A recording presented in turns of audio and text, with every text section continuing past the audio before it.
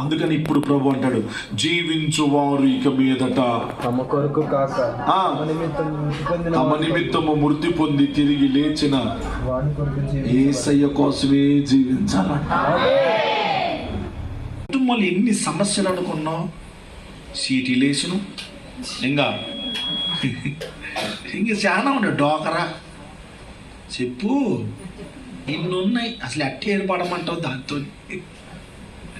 హల్లెలూయా. నేను జీవము గల దేవుని ఆలయం. మీలో జీవాధిపతి ఉన్నాడు, మీలో తండ్రి ఉన్నాడు, ఆయనే మనల్ని నడిపిస్తా ఉన్నాడు. ఆయన ఉన్నంత వరకు మనకి ఏ దుఃఖము రానియడు. ఆయన ఉన్నంత కాలం మనం సంతోషంగా బతుకుతాం. ఆయన తండ్రిగా ఉన్నాడు మనకి.